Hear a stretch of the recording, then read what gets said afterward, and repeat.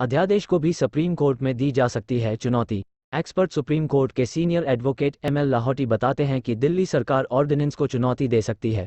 कोई भी ऑर्डिनेंस या कानून ज्यूडिशियल स्क्रूटनी के दायरे में है। जब भी कोई ऑर्डिनेंस या कानून सदन बनाता है तो उसे सुप्रीम कोर्ट में चुनौती दी जा सकती है और सुप्रीम कोर्ट ये देखती है कि वह कानून या अध्यादेश संविधान के प्रावधान के दायरे में है या नहीं। तमाम ऐसे उदाहरण हैं जब केंद्र सरकार के कानून को सुप्रीम कोर्ट में चुनौती दी गई है। कई बार वह ज्यूडिशियल स्क्रूटनी में टिकी है और कई बार नहीं टिक पाई।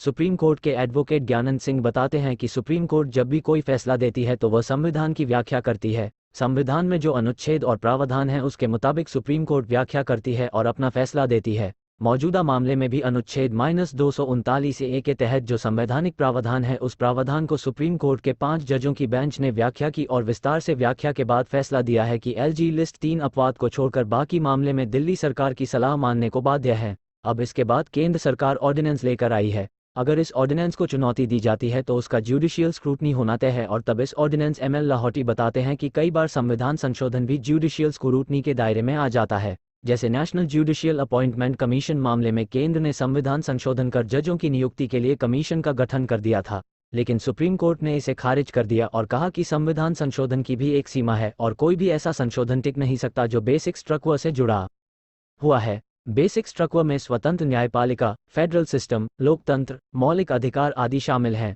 केशवानंद भारती केस में सुप्रीम कोर्ट के 13 जजों की बेंच ने कहा था कि सरकार संविधान संशोधन तो कर सकती है लेकिन बेसिक स्ट्रक्चर से छेड़छाड़ नहीं कर सकती। संशोधन कर दे और जजमेंट के आधार को बदल दे तो जजमेंट निष्प्रभावी हो जाता है और ऐसा करना संसद का अधिकार है। यानी सुप्रीम कोर्ट के जजमेंट के बाद जजमेंट के आधार को सदन बदल सकती है और तब सुप्रीम कोर्ट संविधान के संशोधन के तहत नए प्रावधान की व्याख्या करेगी। Senior advocate ML Lahoti advocate Gyanand Singh को जजमेंट की परिधि में टेस्ट किया जाएगा। जो तयशुदा प्रावधान है उसके मुताबिक सुप्रीम कोर्ट अगर संविधान के किसी भी प्रावधान की व्याख्या कर जजमेंट देता है तो किसी कानून के जरिए सुप्रीम कोर्ट के जजमेंट को पलट नहीं जा सकता है। कोई भी कानून संविधान के अधीन होता है, उसके ऊपर नहीं हो सकता है।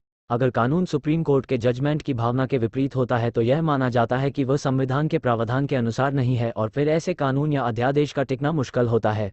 एडवोकेट बताते हैं कि अगर कोई भी अध्यादेश या कानून सुप्रीम कोर्ट के जजमेंट की भावना के अनुरूप है तो फिर ऐसे कानून में कोई खामी नहीं मानी जाती है। ज्ञानंद सिंह बताते हैं कि सुप्रीम कोर्ट अगर किसी मामले में जजमेंट देता है और जिस संवैधानिक प्रावधान के आधार पर जजमेंट देता है और बाद में संसद उस संवैधानिक व्यवस्था या अनुच्छेद में